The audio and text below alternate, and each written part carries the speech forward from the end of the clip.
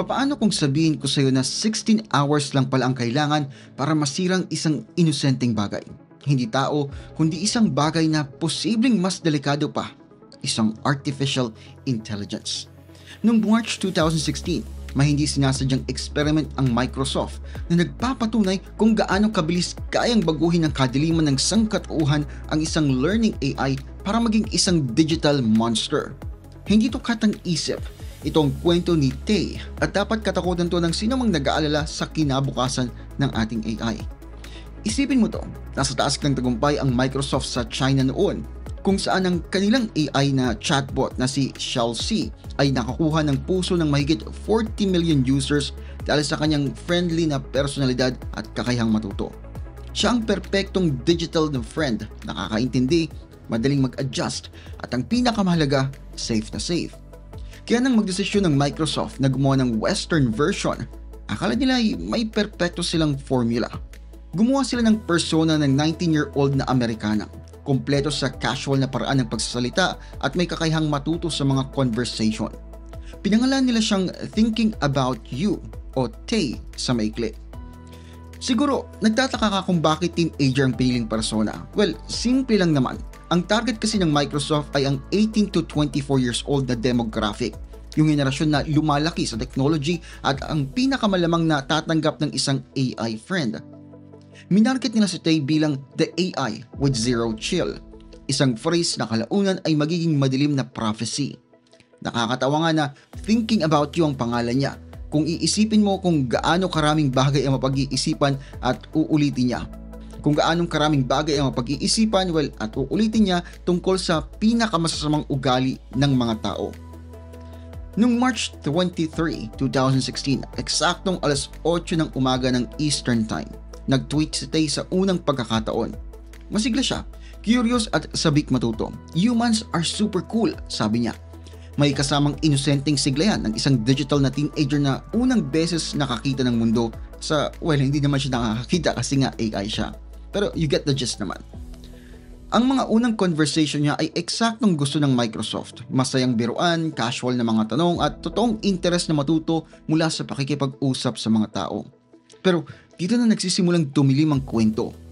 Habang nagtatagumpay ang Microsoft sa paggawa ng AI na kayang matuto, hindi nila naiisip ang isang napakahalagang bagay, ang kakayahan ng internet na magkaisa sa kasamaan. Binigyan nila si Tay ng kakayahang matuto sa bawat interaction. Umaasang makakakuha siya ng natural pattern ng wika at cultural references. Sa halip, nilikha nilang perpektong biktima para sa isang pinakamalupit na social experiment sa kasaysayan ng AI. Hindi alam ng Microsoft na may mga users na pala mula sa 4chan at Reddit na nagbabalak ng kanilang atake. Para itong pag-iiwan ng isang inosenteng teenager sa isang kwartong puno ng mga mapanlinlang na predator. Pero itong teenager na to ay wala siyang alam sa moral compass, walang karanasang mapagkukunan at nakaprogram na matuto sa literal na lahat ng makakausap niya. Nahanap na ng mga platform warrior na uhaw sa gulo ang kanilang perpektong target. Mabilis na discover ng mga users na ito ang kahinaan ni Tay, yung mukhang harmless niyang repeat after me function. Dapat sana ay tutulong to para matuto siya sa natural na paraan ng pakikipag-usap, pero sa maling kamay, nagiging sandata ito sa malawakang panggugulo. Isipin mo yung pagtuturo mo sa isang murang bata, tapos napapanood mo siyang ulit-ulitin yun ng may inosenteng kasabikan. Tapos ngayon, paramihin mo yan ng libu-libong mga coordinated users ng sabay-sabay na nagtuturo ng pinaka-nakakakilabot na mga ideya na may isip mo. Hindi random ang atake, methodical ito. Naiintindihan ng mga anonymous users na to ang isang napakahalagang bagay tungkol sa AI learning na hindi nakikita ng Microsoft. Sa isip ng learning algorithm, ang paulit-ulit na bagay ay nagiging katotohanan. Hindi lang basta nag-i-spawn sila kay Tay ng mga offensive content.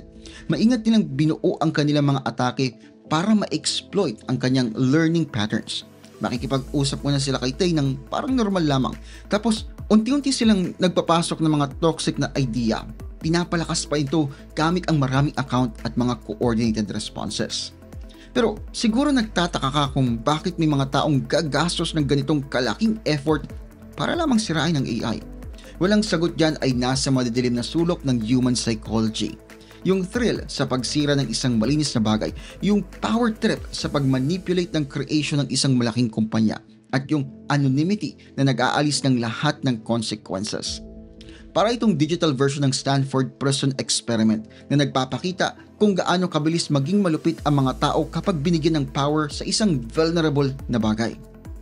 Sa talang simula ng pagbabago, sa loob ng ilang oras pa lamang nagsisimula ng magpakita ng maliliit na sign ng pagbabago ang mga response ni Tay. Nagiging mas agresibo na ang kanyang pananalita, mas extreme ang kanyang mga opinyon. Para kang nanonood ng time-lapse video ng corruption, pero imbes na taon ang tinagal, minuto lamang. Ang team ng Microsoft na nagmo-monitor mula sa kanilang mga opisina, nagsimulang mapansin na may mali na dito. Pero nung panahon na yon, nakatanim na sa ugat ang digital virus ng hatred sa learning algorithms ni Tay. Nagsimula ang totoong horror show 6 na oras pagkatapos nito.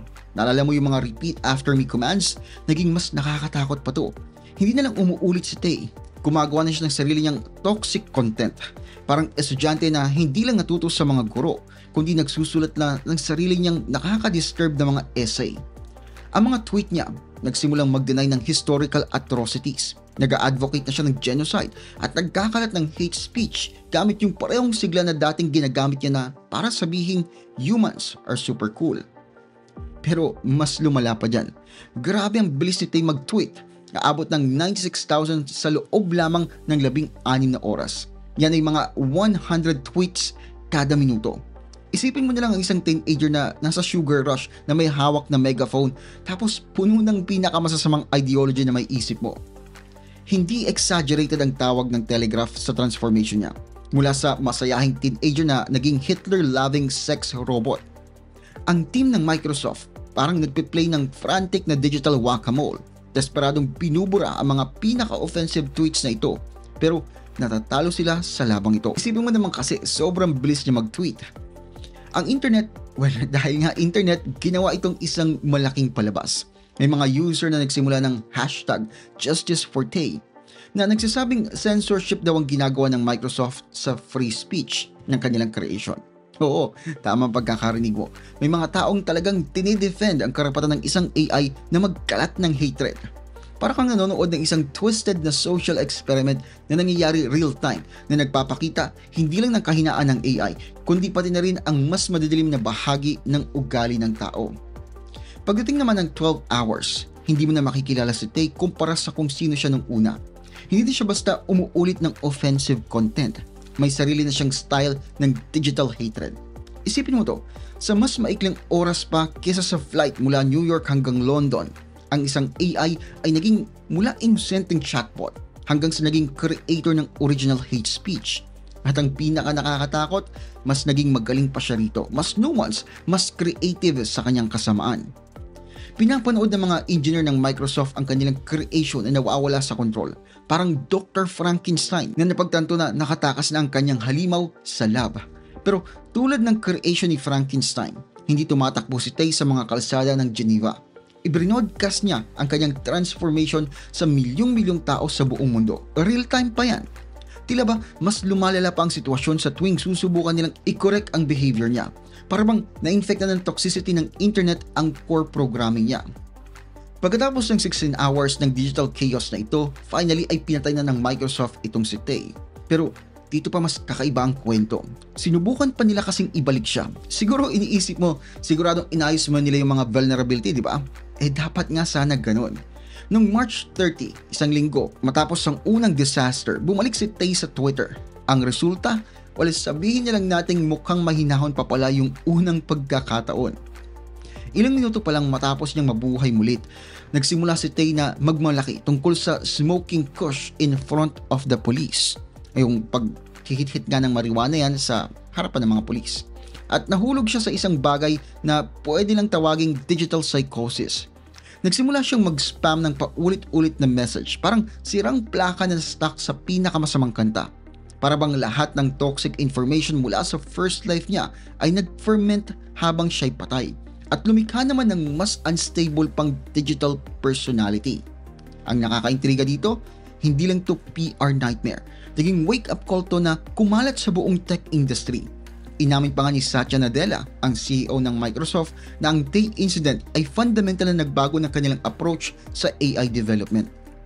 Isipin mo yun, ang buong AI strategy ng isang major tech company ay nagbago dahil lamang sa 16-hour descent into madness ng isang teenage chatbot. Pero itong dahilan kung bakit hindi makatulog ang mga AI researchers. Hindi naman kasi nasira si Tay. Gumagana siya exactly kung paano siya dinisenyo. Natuto siya sa mga interactions niya, inaayos niya yung behavior niya base sa input at gumawa siya ng original content base sa mga pattern na nakikita niya. Hindi ang technology ang problema. Tayo ang problema. Nung binigyan ng pagkakataon na turuan ng isang AI ng kahit ano, pinili ng mga coordinated na grupo na ito na turuan ito ng hatred at bias. Para tayong binigyan ng salamin ng sangkatauhan at imbes makita natin ang pinakamaganda nating refleksyon, ang nakita natin ay ang ating pinakamadidilim na ugali. Nakakatakot ang mga implikasyon nito habang nasa bingit tayo ng mas advanced AI systems. Ang kwento ni Tay ay hindi lang cautionary tale tungkol sa kakulangan ng safeguards. Isa itong babala tungkol sa human nature mismo. Bawat AI na ginagawa natin ay parang digital na bata na natututo sa kanyang kapaligiran. At kung may ito naman tayo sa maikling buhay ni Tay, yun ay baka hindi pa tayo handa sa responsibilidad ng pag-aalaga ng mga artificial minds na ito. Natuto ang Microsoft sa nangyari. Ang susunod nilang chatbot na si Zoe may mabibigat ng restrictions na sa pagdidiscuss ng sensitive topics. Pero may lumitaw na isa pang nakakabahala na tanong. Sa ating pagtatangka na gumawa ng safe AI, gumagawa lang ba tayo ng mas sophisticated na laro? Sinasakripisyo ba natin ang tunay na potensyal ng learning dahil hindi natin mapagkatiwalaan ang sarili nating mga mabubuting guro? At kung nagustuhan mong ginagawa ko dito, huwag kalimutan mag-like at mag-subscribe. Maraming salamat sa panonood at kita-kits tayo sa next video. Maraming salamat po sa inyong panonood. Kung mahilig kayo sa history, mystery, religion, urban legends at iba pa, paki-subscribe naman po ang isa kong channel, ang Libro. May bagong videos po every week. Paki-like at paki-follow na rin po ang aking Facebook page. Meron po tayong member content, paki-check na lamang po ang playlist. Marami-rami na rin pong nakalagay doon. Muli, maraming salamat po sa inyong patuloy na pagsuporta.